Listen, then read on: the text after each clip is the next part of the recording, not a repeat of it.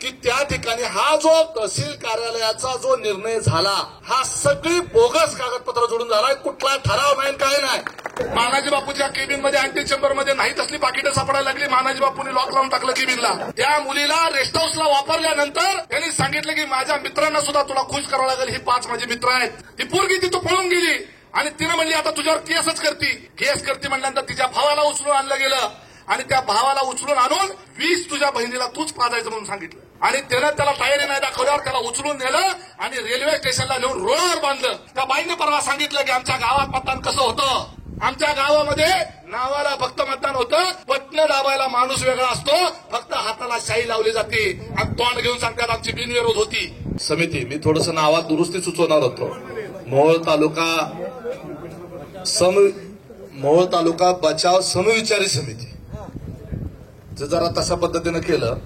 कारण इथं समविचारी म्हणजे नेमकं काय तर आंदगरकरांना विरोध असणारी जेवढी माणसं आहेत परंतु वेगवेगळ्या दिशेनं असलेली, वेगवेगळ्या पक्षात असलेली, वेगवेगळ्या भूमिकेत असलेली, काही सत्तेमध्ये काही विरोधात असलेली अशी सगळी आहेत. पण सगळ्यांचा एकच विचार आहे, तो समविचार आहे. तो आंदगरकरांच्या या दंडेलशाहीला, हुकुमशाहीला, एकाधिकारशाहीला विरोध करणारा तो विचार आहे आणि तो समविचार आहे. आणि या ठिकाणी आदरणीय मनोहर भाऊ इथं आहेत, ज्येष्ठ नेते मानाजी बापू आहेत, विजयराज डोंगरे आहेत. आता दीपक मेंबर तर त्यांनी पहिलं पत्रच लिहिलेलं आहे. रमेश बारसकर, खूप मान्यवर मंडळी आहेत. सगळ्यांची नावं कुणाचं राहतं कुणाचं घेतलं जातं म्हणून नावं न घेता या मोहोळ तालुक्यातली स्वाभिमानी विचाराची प्रत्येक गावातनं आलेली सर्व नागरिक, तरुण मित्र, आपल्या सीमाताई पण इथं भगिनी या ठिकाणी उपस्थित, आणखी आहेत भगिनी या ठिकाणी उपस्थित आहेत.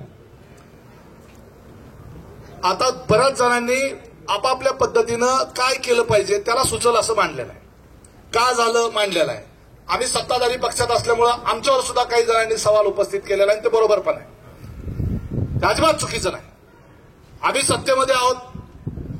मला बरेच जण पाहतात राज्य स्तरावर काम करतो. अरे राज्य स्तरावर काम करतो तसा इथं स्थानिक स्तरावर पण काम करतो. इथं निवडून पण आलो, झडपीत पण आवाज उठवला आणि आठवड्यातलं 4 दिवस 3 दिवस इथं उपलब्ध बी आहे. ते कशासाठी आहे तर एक गोष्ट लक्षात घ्या की त्या ठिकाणी हा जो तहसील कार्यालयाचा जो निर्णय झाला हा सगळी बोगस कागदपत्र जोडून झालाय. कुठला ठराव नाही काय नाही.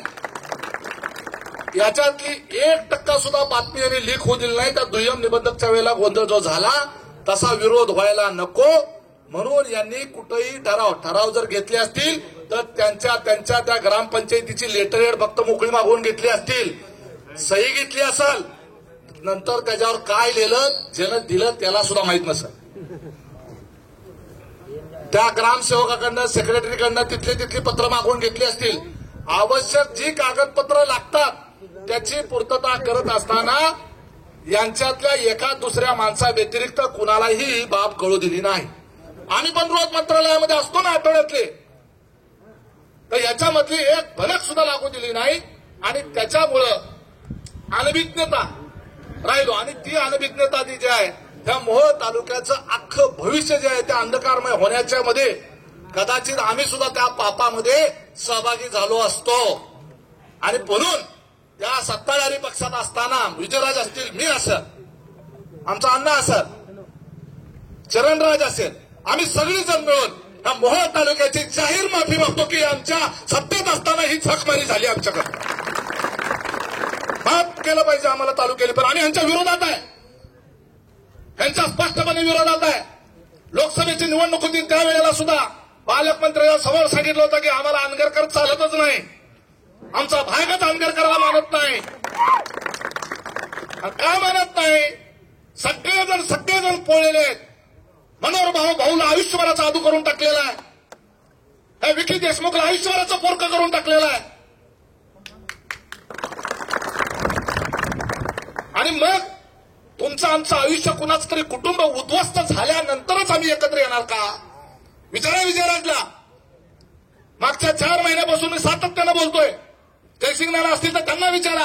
आपण बसलं पाहिजे, एकत्र बसलं पाहिजे. मानाजी बापूला विचारा. कारण एकत्र नसल्याचा, तुमच्या आमच्यात एकी नसल्याचा प्रचंड फायदा मेंबर लक्षात घ्या. तुम्हा आम्हाला सगळ्याला त्याला वाटतं की असा इकत घेईल प्रत्येकाला. सर्वसामान्य जनतेचा कारखाना हडप केल्यामुळे ही महाजन मस्ती आलेली आहे. कुठून आली ही मस्ती? कुठून आला हा माज? माहित नव्हतं यांना की हा तहसील कार्यालय केल्यानंतर मोहोळ तालुक्यामध्ये प्रलय येईल, प्रलय.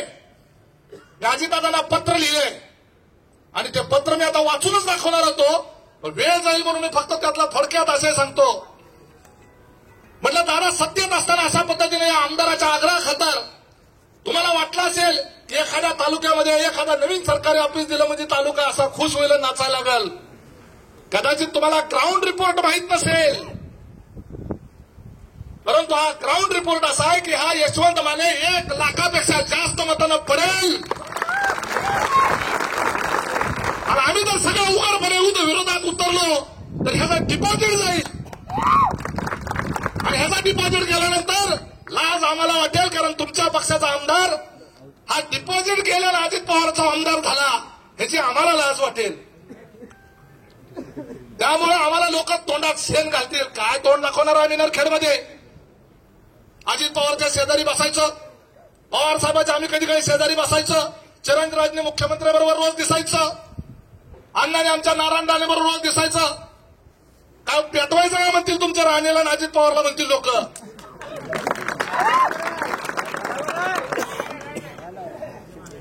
काय गावात किंमत आहे? अरे आमच्या एका हाकेला लोकांना नुसतं आवाहन केलं, लोकांनी आमच्या नोटा निवडून दिला या राजन पाटलाच्या उमेदवाराच्या विरोधात. ह्याच्या उमेदवाराला 125 मतं, नोटाला 450 मतं पडली आमच्या गावात. हा आमचा स्वाभिमान आहे, नरखेड भागाचा स्वाभिमान आहे, कैलासवासी छायगराव पाटलांच्या विचाराचा स्वाभिमान आहे. आणि त्याची कुत्तरवड लावली हा हरामखोर आमदार. ह्याच्या गावची ग्रामपंचायत नाही स्वतःची, त्याला निवडून दिला मोहोळ तालुक्याने. आम्हीच हाकमारी केली, 2,500 लीड दिला. पक्षाप्रती आमचं उदंड प्रेम, दिल तो उमेदवार स्वीकारला. परंतु तुम्ही सगळी जाणती होती, मी नवीन होतो त्यावेळेला. त्या तालुक्याने आता मेंबर आणि आम्ही उमदेपणा दाखवला. मेंबर माझ्याकडनं पराभूत झाले 7,500 मतांनी, परंतु निवडणुकीला अर्ज भरायच्या आधी मेंबरचाच पाय धरून गेलो होतो. विचारायचं आहे नरखेडच्या समोर. आणि एक दिवस सुद्धा नाही पराभूत निवडून आलं त्या दिवशी फोन केला मेंबरला आणि सीमाताईला सुद्धा. वाईट वाटून घेऊ नका, निवडणुकीत जय पराजय होत असतो, पण तुम्ही ह्या मोहोळ तालुक्याची गरज आहे. ह्या मोहोळ तालुक्याला अंधेर करायला विरोध करणारा पहिला माणूस कोण होता तर दीपक मेंबर होता. परंतु विरोधात असलेली माणसं कशी संपवायची, त्यांच्या कुटुंबात कशी भांडणं लावायची, त्यांना वेगवेगळ्या नादाला कसं लावायचं, त्यांना प्रापंचिक अडचणीत कसं आणायचं, त्याला कायदेशीर अडचणीत कसं आणायचं, हे सूत्र आणि षडयंत्र जे आहे हे सातत्यानं ह्यांना अवगत झालेलं आहे. यांना माहित आहे की प्रेमापोटी हा मोहोळ तालुका कधी आपल्या जवळ बरोबर येणार नाही. त्यांच्या राजकारणाचं सूत्र. आता दुय्यम निबंधक कार्यालय लिहिलं, मेंबर तुम्हाला कदाचित माहित नसेल, जरा फक्त कृपया. दुय्यम निबंधक कार्यालय जे आहे तिथं नेलं 4 एजंट नेमलेले आहेत. जसं मटक्यासाठी त्यांचा एक माणूस नेमला जातो वर्षाची वसुली ठरवून. परवा सापडलं गबाळ, मेंबरचं बी नाव आलं त्यात नसताना. बरोबर तेच म्हणले. म्हणजे तो क्लब जो आहे, मला सांगा त्या अनगरमध्ये 2-3 मजली बिल्डिंग मध्ये कमीत कमी 5-25 खोल्यामध्ये बाहेर 200-300 गाड्या लावून 4 व्हीलर 3 व्हीलर कर्नाटक पासून माणसं येतात आणि तिथं क्लब चालतो. आणि तुमचं लोकनेते पॅलेस मध्ये हे चालतं, त्याचं नाव लोकनेते पॅलेस. कोण हप्ते घेतो? आणि हे दुय्यम निबंधक कार्यालय काय चाललं, कशासाठी पाहिजे ते? कारण ह्यांची स्वतःची जी खरेदी चालू आहे सध्या, दरवर्षी 100-200 कोटीचा नफा आहे कारखान्यात. ही 2200 कोटीची कामं आणली, ह्याची टक्केवारी प्रत्येकाला माहित आहे. ज्याला ज्यानं काम घेतलंय खरं प्रामाणिकपणे सांगायचं, आमदारनं किती टक्केवारी घेतली. जे लाभार्थी आहेत 10% खाली कोणच नाही. 2200 कोटीचे 10 कोटी झाले, 10% झाले 220 कोटी. त्यातला 75% हिस्सा नवीन वाड्यात. बरोबर आहे ना? नवीन वाडा म्हणजे काय माहिती आहे का? Chairman house. त्या लोकनेते प्रायव्हेट लिमिटेड कारखान्याच्या सर्वसाधारण सभेमध्ये, म्हणजे त्यांची आतमधली प्रायव्हेट लिमिटेड कंपनीमध्ये डायरेक्टर बोर्ड म्हणतात त्याला, डायरेक्टर बोर्ड. ज्याचे कधी काळी विजयराज डोंगरे तिथं सहकारी असताना चेअरमन होते, मानाजी बापू व्हाईस चेअरमन होते. मानाजी बापूच्या केबिन मध्ये अँटी चेंबर मध्ये नाही तसली पाकिटं सापडायला लागली. मानाजी बापूंनी लॉक लावून टाकलं केबिनला. ऑफिसचा गैरवापर होता कामा नये. मुद्दा सोडून बाजूला जाईल म्हणून सांगतो की हे जे दुय्यम निबंधक कार्यालय जे केलं, तर हे जे ताऊजी राजे आले, ताई आल्या, बाईसाहेब आल्या, ताईसाहेब आल्या, दिसतंय ना मोहळमध्ये आल्या. बरोबर आहे का नाही? मालक आले. बरोबर आहे. काळ राजा आला. गाडी गेली. टव. काय लगेच कळते अख्ख्या मोहळला. काय झालं, कशाला आले ते? खरेदी होती आज. कुठं झाली खरेदी? ती कुरुलला रोड टच नाही का? त्या अडचणीत होतं विचार, ऐकलं त्याला. आता अजून कुठे झाली खरेदी? ते नवीन आता शक्तीपीठ येणार नाही का? त्या कडेची सगळी जमीन आता घ्यायची चालली. ती आमदाराने घेतली. 100 एकर जमीन. 5 वर्ष सुपर क्लास 1 ऑफिसर जरी एखादा असेल किंवा 2-4 वेळा आमदार झालेला असेल तरी सुद्धा त्याची ऐपत तयार होत नाही. 100 एकर जमीन, 200 एकर जमीन. सोलापूरमध्ये 5 स्टार हॉटेल, चेअरमन हाऊस करता ठराव डायरेक्टर बोर्डचा 50 कोटीचा. नंतर बदलला मी भाषणात बोलल्यावर. जुना ठराव तो काढून टाकला. सहकारी कारखाना असता तर ह्यांच्या भाग जायला जमला असता का असा ठराव करायला? विजयराज डोंगरे तुम्ही चेअरमन असताना सहकारी कारखान्याचं असा जर प्रस्ताव आला असता की शेटपळला चेअरमन हाऊस करू, मनोहर भाऊसाठी म्हातारपणी 50 कोटीचं घर बांधून देऊ कारखान्याकडनं, ऐकलं असतं तालुक्याने. बरोबर आहे का नाही? म्हणजे केलं नसतं तो राग वेगळा, पण ह्यांनी तो ठराव केला. आणि कारखान्याने कुठला ठराव केला? कारखान्याकडे येणारे वेगवेगळे अधिकारी कर्मचारी यांना राहण्याच्या करता सोलापुरात निवासस्थान पाहिजे. साधं सुद्धा चालणार नाही, 5 स्टार हॉटेलच पाहिजे. आणि कारखान्याच्या नावावर हॉटेल घेतले. सोलापूरला ट्रिपर सुंदरी चांगलं होतं, सुंदर होतं, तिन्ही बाजूने सुंदर होतं, अख्खं पाळलं. आणि आता कोणतरी म्हणाला की युवायाच्या प्रेमाखातर आता कुठलं युवाई शोधायचं? सर्व धर्म समभाव सगळीकडे तिकडे युवाईची वाई आहे. हे ना तहसील कार्यालय दिलं, अजून कोण काय देत आहे? सोलापूरकरांनी झोडपून काढलं, गाडी फोडून काढली, चपल्यानं मारलं तरी अक्कल नाही, अजून तोंड मारतायच. एक पोरगी 3.76 ऐकलं असं सांगा, 19 तास पोलीस स्टेशनला बसली. 19 तास. मुद्द्याला मी धरूनच बोलतोय, कारण ते तहसील कार्यालय ना पुन्हा त्याच मुद्द्यावर येणार आहे, लक्षात ठेवा. ती मुलगी त्या अनगळमधली ह्यांच्या गावातली होती. तिने एक व्हिडिओ टेप तयार केलेला आहे. आणि इतकी दुर्गती की त्या मुलीला रेस्ट हाऊसला वापरल्यानंतर त्यांनी सांगितलं की माझ्या मित्रांना सुद्धा तुला खुश करावं लागेल, ही 5 माझे मित्र आहेत. ती पोरगी तिथं पळून गेली आणि तिनं म्हणली आता तुझ्यावर केस करती म्हणल्यानंतर तिच्या भावाला उचलून आणलं गेलं. आणि त्या भावाला उचलून आणून 20 तुझ्या बहिणीला तूच पाजायचं म्हणून सांगितलं. आणि त्यानं त्याला तयारी नाही दाखवल्यावर त्याला उचलून नेलं आणि रेल्वे स्टेशनला नेऊन रोडवर बांधलं. आणि हे स्वतः त्या पोरानं सांगितलेलं आहे. त्याचं रेकॉर्डिंग आहे, रेकॉर्डिंग उपलब्ध आहे. त्या पोरीनं सांगितलं आणि आईच्या साक्षीनं सांगितलं. आणि ती सगळं घेऊन पोलीस स्टेशनला केस करायला गेली होती 19 तास. आणि हे सगळं दावणीला बांधलेलं काय पोलीस स्टेशन 19 तास. एक तरुण मुलगी तिथं जाते आणि यांच्यावर केस करायचं म्हणते. सगळं व्हिडिओ टेप कॅसेट सगळं दाखवते, कॉल रेकॉर्ड दाखवते, व्हॉट्सअपचे कॉल दाखवते, व्हिडिओ रेकॉर्डिंग दाखवते, सगळ्या प्रकारचे सगळ्या अवस्थेतले फोटो तिथं दाखवते. आणि केस घेतली जात नाही. हे मोहोळमध्ये असून हे चाललंय. जर अनगरमध्ये उद्याच्याला हे सगळी कार्यालय गेली तर काय परिस्थिती होईल याचा विचार करा. प्रत्येकाच्या घरात मुली आहेत. ऍफिडेव्हिट करायला आपल्या 12वीच्या असेल, 11वी सज्ञान मुली असतील तर त्यांना स्वतःला जावं लागेल. काय गॅरंटी आहे? काय गॅरंटी आहे सुरक्षिततेची? कारण बापच म्हणतो, बाप जाहीर भाषणात म्हणतो आम्ही खानदानी पाटील आहे, म्हणला का नाही? मला आमच्या पोरांना मला ते म्हणजे नाही मुन्नासाहेब माडिक म्हणले होते, अरे बाळांनो असा शब्द वापरला होता ह्यांच्या पोरांसाठी.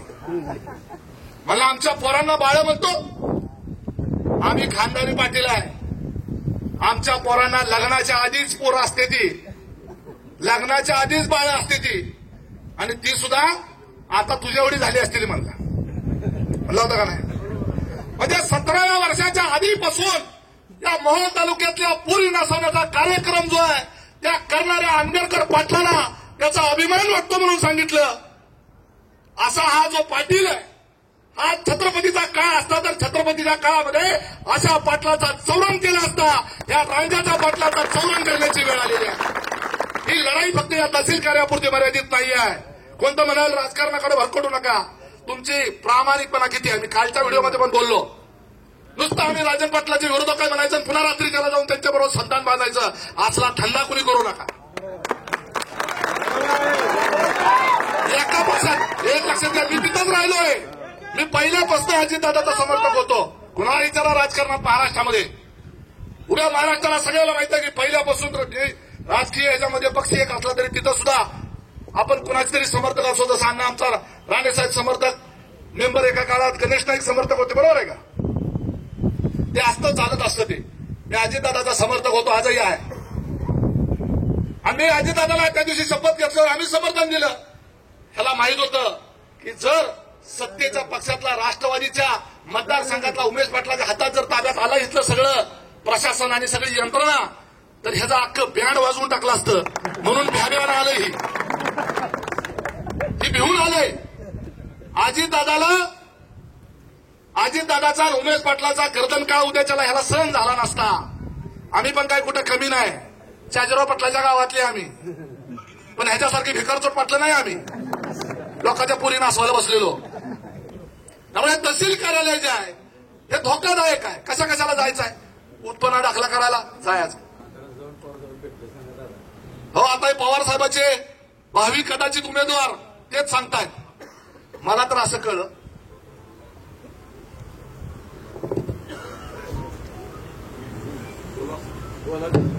विषय कट करू. आता संजय क्षीरसागर हे भाजपमधून तुतारीमध्ये गेलेले आहेत. उमेदवारी करायची त्यांची इच्छा आहे. आता त्यांना पवार साहेब असं म्हणले, मला कळलं की समजा राजन पाटील आपल्याकडे आले तर तुमचं काय म्हणणे. आता हे जरी नाही म्हणले तरी तिथंच असणारी दुसरी माणसं आहे आमच्याकडे, उभाच करतो. म्हणजे विजयराव डोंगरे सांगतील, ह्यांना गिनलंच नाही भाजपवाल्यांना, कुठल्या इथल्या नेत्यांना. ते जिल्हाध्यक्ष म्हणले, खरं आहे का खोटं एवढं सांगायचं. संजय क्षीरसागर जिल्हाध्यक्ष म्हणले, त्यांनी प्रवेश का केला, रडले बिचार त्या दिवशी पक्ष सोडताना. म्हणले एकटे राजन पाटील 60,000चा लीड आम्हाला देणार आहे. ती काय कोण संजय क्षीरसागर गेला काय, ती विजयराव डोंगरे गेला काय फरक पडत नाही. आणि 60,000 मतांनी कार्यक्रम केला मोहोळ तालुक्यात. आणि आम्हाला काय म्हणले, आम्ही महायुतीमध्ये, आम्ही उत्तर सोलापुरात प्रचार कर, कुठं मंगळवेढ्यात जा, इकडे. आम्हाला काय म्हणले, तुम्ही जास्त भागच घेऊ नका, त्यांना चालत नाही. म्हणजे याचा अर्थ काय, भाजपच्या सगळ्या नेत्यांना एकच वाटत होतं की ही म्हणाल तिकडे तालुका, बरोबर आहे. आता या सगळ्या या तहसील कार्यालयाच्या निमित्तानं जी एकी झालेली आहे ना, त्या एकीचा अर्थ एकच आहे. ह्याचा जर कण जिरवायचा असेल, ह्याचा जर पेकाट मोडायचा असेल ना, तर विधानसभेला 1 लाखापेक्षा जास्त मताने आमदार पाडायचा. नाहीतर हे आता पोलीस स्टेशनला त्या पुरीला 19 तास बसायला लावलं, त्या फिटेबाईला गावातनं बाहेर काढलं, तिचं मतदान केंद्रातनं नाव काढून टाकलं, विरोधात गेली, मतदार यादीतून नाव काढून टाकलं, तिच्या पोरावर अॅट्रॉसिटी केली. अॅट्रॉसिटी केली तर केली, 17 वर्षाचा पोरं आजपर्यंत करता येत नाही, केली. आणि कर म्हणजे ह्या भारतातली पहिली केस की त्या पोराच्या शाळेच्या दाखल्यावर लिहिलं की ह्या मुलावर याला अॅट्रॉसिटीची केस आहे, याला कुठेही ऍडमिशन पुढे मिळू नये, देऊ नये. ठीक आहे, वाळूचा बोज आहे लावायला सातबाऱ्यावर का कर्जाचा बोज आहे. ती बाई पण एकदम तयारीची आहे. मानव अधिकार आयोगाकडे गेली, तिथनं तिनं नोटीस काढली, ह्यांना सगळ्याला बाल हक्क आयोगात गेली. बाल हक्क आयोगाने एसपीला समोर उभा केला, तेव्हा कुठे हे नाव काढून टाकलं. विचार करा, ह्यांच्या स्वतःच्या गावातल्या एका विधवा महिलेला तिचा नवरा 22 वर्षांच्या घरात सेवा करत होता, 22 वर्षांच्या चपला उचलत होता, 22 वर्षांचे नाही ते धंदे सगळे त्याच्यासाठी सगळ्या गोष्टी पुरवत होता. त्याचा तो साक्षीदार आहे. तो मेल्यानंतर तिच्या बायकोवर अशा पद्धतीचा अत्याचार अन्याय करतात. तर आपल्या सर्वसामान्य नरखेड असेल, पेनूर असेल, यवान अनगर असेल, लक्षात घ्या, त्या अनगर मधल्या लोकांना तर आता सक्तीची कैद झाली, सक्तीची कैद. उत्पन्न दाखला काढायचा जरा मोहळा जाऊन येतो म्हणतात, येत होता. आता मोहळत दिसलाय म्हणणार काय काम कशाला गेलता, फार तर म्हणत पोलीस स्टेशन, आम्हीच पोलीस स्टेशन, तू तिकडे कुठे गेला. गावची फौजदारकी सगळी आमच्याकडेच आहे, आम्ही करू तवाच केस. तुझ्या मनानं डोकं नाही लावायचं. अॅट्रॉसिटी या मोहोळ तालुक्यामध्ये, हा भारतात नसतील एवढ्या अॅट्रॉसिटीचा केस या मोहोळ तालुक्यामध्ये केल्या जातात. आणि वापर कोणाचा, त्या गावातल्या एका ठराविक कुटुंबाचा वापर. बघा, जेवढ्या अॅट्रॉसिटी केस झालेल्या आहेत त्याच्यामध्ये अनगर मधले ठराविकच व्यक्ती ती अॅट्रॉसिटीची केस करते. कुणावर बी नाव नको घ्यायला. अॅट्रॉसिटी कुणावर, सवर्ण समाजातल्या किंवा ओपन कॅटेगरीवर ना, दुसऱ्यावर कोणावर करणार. म्हणजे मगाशी कोणतरी म्हणालं की आता तहसीलदार तिथं आला. लक्षात घ्या, अप्पर तहसील आणि तहसील कार्यालय काहीच फरक नसतो, काहीच फरक नसतो. तहसील कार्यालयच असतं ते, फक्त एकाच तालुक्यात दोन आहेत म्हणून दुसऱ्याला कुठे चाललो तर तहसील कार्यालयाचा लोक कन्फ्युज होईल म्हणून अप्पर तहसीलमध्ये चाललो, एवढंच आहे. नावात बदल आहे. असा तसाच तहसीलदार असतो, तहसीलदारच असतो. तिथं कुठं नायब तहसीलदार नसतो, तहसीलदार असतो, हाताखाली नायब तहसीलदार असतो. तसा मोहोळमध्ये आहे. कुणाच्याही उतार्यावर कुठला बोजा लागेल विरोधात आहे ना. उतारा नवीन काढायला गेला, अचानक लक्षात येईल की ह्याच्या शेतावर एक 10 लाखाचा वाळूचा बोजा पडला. हा लका माझी वाळू खाऊ मी काढत नाही, धरत नाही. ज्याच्या नदीच्या कडेला शेत आहे टाक बोजा त्याच्यावर. एखाद्याला उद्या दाखला पाहिजे, जातीचा दाखल्यासाठी अर्ज करायचा आहे, बाप जन्मात त्याला मिळू द्यायचं नाही. आता एखादा ओबीसी आहे, त्याला इलेक्शन लढायचं आहे, त्याला दाखला काढायचा आहे. आता ह्यांनाही चालत नाही, विरोधक आहे, त्याच्या बाप जन्मात त्याला दाखला मिळेल का किती ओबीसी. त्याचा अर्ज कवना काय होईल कळायचं सुद्धा नाही. इथला तहसीलदार म्हणजे दिवसभर कार्यालयात तर संध्याकाळी ह्यांच्या घरी पाय दाबायला. ही पद्धत आहे ना यांची. ही हुकुमशाहीवाली लोक आहेत, ही दंडेलशाहीवाली लोक आहेत, हे लोकशाही मानणारी लोक नाही आहेत. त्या बाईने परवा सांगितलं की आमच्या गावात मतदान कसं होतं. आमच्या गावामध्ये नावाला फक्त मतदान होतं, बटणं दाबायला माणूस वेगळा असतो, फक्त हाताला शाई लावली जाते आणि तोंड घेऊन सांगतात आमची बिनविरोध होती, घंटेची बिनविरोध होती. ओपन मतदान होऊ द्या, सीसीटीव्ही लावा, त्या मशीनवर सीसीटीव्ही लावा, बघू कशी बिनविरोध होती. मूर्ख बनवतात सगळ्या महाराष्ट्राला आणि लोकांना. अरे लगा काटेवाडी आजपर्यंत बिनविरोध झाली नाही. तू एवढा विकास करून दमलाय झक मारायला, त्या तालुक्याला गावाला अक्षरशः छळून दमला. मगाशी कोणतं म्हणाला आता 70 कोटीची पाईपलाईन केली, 70 कोटीची पाईपलाईन आता अनगरला कितव्यांदा करता. अनगरला पिण्याच्या पाण्याची सोय कितींदा करता. तिसरी पाईपलाईन आहे. ह्याच्या आधीची केलेली पाईपलाईन हे केली इनामात. इनामात म्हणजे ह्यांच्या शेतात सरकारी पैशान पाईपलाईन. निर्लज्ज आहेत. घरातला बल्ब सुद्धा ग्रामपंचायतीच्या पैशान बसवत्यात, पुराव्या सहित देतो. दिलेला पेढ सुद्धा इत्यादी. आलेलं पेढे बघा तुम्ही, एक कधी दाखवावं कोणी ती पेढ खायला दिलं म्हणून. पेढा घेऊन जाऊ, गाडी घेतली नवीन, ही पेढ लगेच म्हणतो पेढ्याला बॉक्स आहे. माघारी येतच नाही. जी गाडी आहे त्याला सुद्धा देत नाही, इतकी भिकार चोट आहे. म्हणजे ही दलिंद्री मानसिकता. फक्त वर म्हणायचं मला खायला काय मिळतं, मला गिळायला काय मिळतं. हा यांना आयर करायला म्हणलं, ह्यांना फोन करून सांगते ती येताना ती टावेल टोपी जरा येताय सोलापूरवरून तर संकटच घेऊन या. गमतीचा भाग सोडून त्या माणसाची मनोवृत्ती लक्षात घ्या. मनोवृत्ती घ्या. अरे गरीबातला गरीब माणूस सुद्धा दानत ठेवतो. हे असले दलिंद्र या आपल्या तालुक्याचं नेतृत्व आणि हे दलिंद्र आमदार, ह्याला आंदोलनाची दिशा ठरवायची समिती काय ती ठरवत. परंतु सगळ्यात पहिलं जर सगळ्या मोहोळ तालुक्यातल्या प्रत्येक गावातल्या माणसांनी एकच करायचं आहे की आमदाराला गावबंदी करायची. पहिले गावाच्या बाहेर बोर्ड लावा, आम्ही सगळी वर्गणी काढतो आणि गाव बांधणी कोण कोण करणार आहे ते हातवर करा जरा. हे बघ काय काय हातवर दिसणार, पूर्ण हातवर, दोन्हीचा दोन्ही हातवर बोर्ड लावायचा. गेल्या बोर्ड लावायचा. आणि गावातली समिती आता जशी ही तालुक्याची समिती झाली तशी प्रत्येक गावामध्ये सर्वपक्षीय समिती करायची. प्रत्येक गावामध्ये सर्वपक्षीय समिती. आणि पुढचं पाऊल मला सांगतो, दिल्लीपासून हादरा बसत, अख्खा तालुका, संपूर्ण तालुक्याने एकमुखी ठराव करायचा की जर हे तहसील कार्यालय रद्द नाही झालं तर येणाऱ्या विधानसभेच्या निवडणुकीच्या मतदानावर बहिष्कार. निवडणुकीवर बहिष्कार घातल्यानंतर दिल्ली हादरल्याशिवाय आता लक्षात घ्या. अरे मनगोळी भैरवाडी 150 मताचं गाव आहे, माझ्याच मतदारसंघात आहे.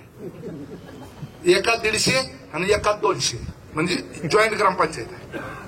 एवढंसं गाव मतदानावर बहिष्कार घातल्यानंतर कलेक्टर गेला गावात, काय अडचण आहे विचारायला. का गेला? का तर निवडणूक आयोगाने विचारलं काय भानगड आहे, लोकसभा निवडणुकीच्या मतदानावर बहिष्कार टाकला. त्यामुळे जर एखाद्या विधानसभा मतदारसंघाने संपूर्ण निवडणुकीवर एका या निर्णयाचा करता तहसील कार्यालय आणि ते दुय्यम निबंधक कार्यालय हे रद्द झालं पाहिजे या मागणीच्या करता म्हणून आम्ही निवडणुकीवर बहिष्कार घालतोय, मतदानावर बहिष्कार घालतोय. गावागावामध्ये बोर्ड लावा. बघा सगळी यंत्रणा, कलेक्टर पासून राज्याच्या मुख्य सचिवापासून केंद्रीय निवडणूक आयोगापर्यंत सगळी यंत्रणा हलते. आणि हे गावगावची निवेदनं तहसील कार्यालयामार्फत सरकारला पाठवावी लागतील. तुम्ही म्हणसाल आता गावचं काही सरपंच असतील, आपले नसतील. सर सरपंच त्यांच्या विचाराचा असेल, ठराव द्यायला जर नकार दिला तर त्याला चपलीचा हार घाला पाहिजे, त्याच्या खुर्चीला चपलीचा हार घाला. गावागावामध्ये ग्रामसेवा शेवटी कसं आहे, टेक्निकल भाग आहे. सांगतो ना तुम्हाला, त्याच्यात अडचणी काय आहेत, त्यात ग्रामसेवकाला दम देतात. ग्रामसेवक हजरच राहणार नाही, ती पळून जाईल कुठतरी. लक्षात घ्या, शेवटी जनमत महत्वाचा आहे, जनमताचा रेटा महत्वाचा आहे, ती सभा महत्वाची आहे.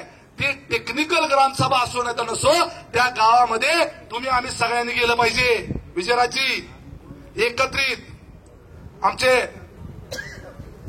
संजय अण्णा असेल, शरण असेल, मानाजी बापू रमेश बारसकर, सगळे प्रमुख लोकांनी प्रत्येक गावात जाऊन याच्या संदर्भामध्ये जन चळवळ उभा करण्याची गरज आहे, गावागावात जाण्याची गरज आहे.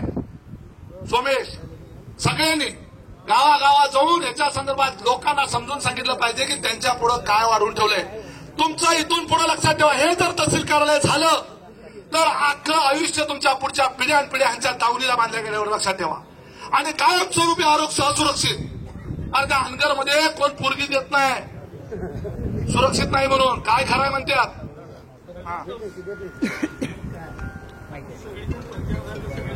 तेच सांगा, तेच सांगा. आणि जेव्हा जनमताचा रेटा येईल ना, गावागावातला रेटा येईल, त्यावेळेला तुम्ही कुणावर आम्हाला दोष, आम्ही माफी मागितलेली आहे, दोष द्यायचा तर नक्की दोष द्या. काय छळ करतात हे विरोधकांचा हे मला माहित आहे. किती छळ केला, किती त्रास दिला, आमच्या कार्यकर्त्यांना किती त्रास दिला. विजयराजी तुम्हाला पण माहित आहे, इथं सगळ्याला माहित आहे, मुन्ना साहेबाला पण ह्या सगळ्या विषयाचं माहित आहे. लक्षात घ्या, मी सत्तेमध्ये असल्यामुळं आज कितीतरी लोक साक्षीला असतील. इथं खोटी केस होऊ देत नाही, आले की ताबडतोब लगेच फोन असतो, पक्ष पार्टी बघत नाही, ह्याच्या पोखांडी बसतो तहसीलदारच्या या पोलीस स्टेशनच्या जाऊन. तरी सुद्धा सत्ता त्याच्या हातात आहे, आमदार त्याच्या हातात आहे. सगळ्या ह्याच्या सोयीनं सगळी विकास कामं चाललेली आहेत, सगळ्यामध्ये प्रचंड भ्रष्ट कारभार चाललेला आहे. त्यामुळं अक्षरशः सोकाळतील, चेकाळतील, तुमच्या आमच्या घरादारावर नांगर फिरवतील, कुणाचं शेत कुणाच्या नावावर झालं कळणार सुद्धा नाही. वाटण्या झाल्या तर ह्याची जमीन त्याचा जो कार्यकर्ता असेल तर त्याला शिलकी जमीन त्याच्या कार्यकर्त्याला घरातच भांडणं लावतील. मग त्याच्या बाजूनं जी आहे त्याच्या बाजूनं शिलकी जमीन, त्याच्या बाजूनं जी नाही त्याला टाकली पडाक जमीन. असला सगळा धंदा ह्या इथं सुरू होईल. अत्यंत नालायक दर्जाचा हीन प्रवृत्तीचा आणि अत्यंत ज्याला म्हणू असं की जाहीर भाषणात जो व्यक्ती असं बोलतो की आम्हाला आमची पोरं 302ची कलम होऊन आलेली आहेत आणि त्याचा आम्हाला अभिमान आहे म्हणून सांगतो. म्हणजे खून आणि मर्डर करणारे, बलात्कार करण्याची भाषा करणारे हे असली लोक हा मोहोळ तालुक्याच्या पोखांडी बसले. त्या यशवंत मानेला काय दोष देता, तो स्वतःच म्हणला ही सालगडी आहे. म्हणला का नाही? म्हणलं का नाही? सालगाडी नव्हे, घरगाडी झालाय, घरगाडी. त्यामुळे त्याला दोष काय? तुम्ही मालकांनी सांगितलं त्याला ऐकणं भाग आहे. त्यामुळे त्याच्यापेक्षा जर दोषी कोण असेल तर हे स्वतः राजन पाटील आणि त्याचा तो काळा राजन, दुसरा कुठला मोहोळ तालुक्यासाठी काळा राजाचा आहे. जीव घेतला होता पंडित देशमुखाचा. तो अजिंक्य राणा पाटील आणि राजा पाटील आणि ह्याचा बाप राजन पाटील काय ही तिघे जण आहे. मग तुम्ही म्हणताल आमदाराला गावबंदी, कारण आमदार फिरणार, ही फिरणारच नाही. मी सांगतो